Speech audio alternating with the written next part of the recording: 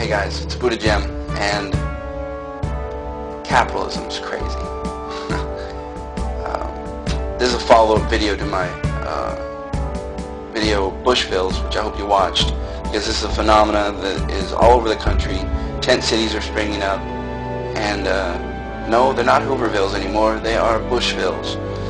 And according to a recent article in the LA Indie Media, 400 people were evicted from the Bushville there because they couldn't prove affiliation with the city of Ontario. 400 people evicted from a tent city. Now, how fucked up are you that you evict somebody from a tent city? I mean, these people have been thrown out of their homes. Now they're being thrown out of a tent city. Yeah, I'm sure they're feeling really good about themselves right now. And like I said, this is happening all over the country. According to a study released earlier this month by the National Alliance to End Homelessness, an estimated 744,313 people experienced homelessness in one night in January 2005. Some 56% of them were living in shelters and transitional housing. 44% of them were unsheltered. But these numbers aren't easy to come by. I hope you understand that. Another approximation of the annual number of homelessness in America is from a study done by the National Law Center on Homelessness and Poverty, which estimates between 2.3 and 3.5 million people experience homelessness. A majority of the homeless were single adults, but 41% were in families.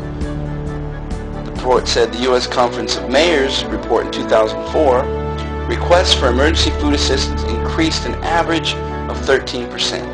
The study also found that 56% of those requesting emergency food assistance were employed. High housing costs, low-paying jobs, unemployment, and economic downturns led the list of reasons contributing to the rise. We live in one of the wealthiest nations on the planet, and yet on a daily basis people are being forced into the streets.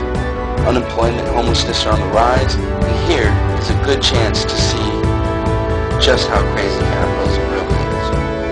On a trip to Jacksonville, Florida, to discuss trade policy, President Bush addressed this growing problem. He said, and I quote, "But no question, there's an oversupply of housing, and it's going to take some time to work through this oversupply." End quote. An oversupply of housing.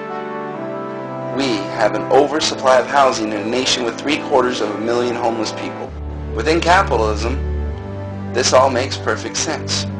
What Bush doesn't say, and what's crucial to understanding this, is that in capitalism, goods are not made for use. They're made for profit. We're just beginning to see the tip of the iceberg here. Consider the fact that housing costs continue to squeeze the budgets of low-income families. The typical household in poverty paid 64% of its income for housing in 2003. Up from 61% in 1997. That's a precarious situation to be in when you're living paycheck to paycheck. We live in a capitalist system that has an oversupply of housing and food, and yet people continue to go to bed with no shelter and no food. That's crazy. Capitalism doesn't care about people. Capitalism isn't designed to fulfill human needs. Its only concern is to maximize profits. The good news is it doesn't have to be like this. There's no law of nature that says we can't do better than this. Capitalism is crazy. Peace.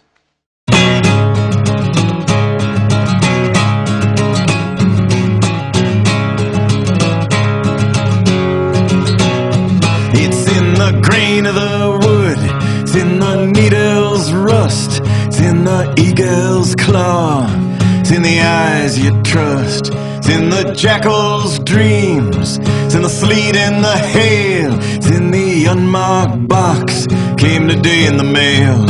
It's in the dead man's pocket, it's in the child's first sin, it's in the Constitution, written in very small print. It's in Colin Powell's lies, it's in the shaman's trance, it's in the cellar waiting, and it's in the best laid plans. Now we could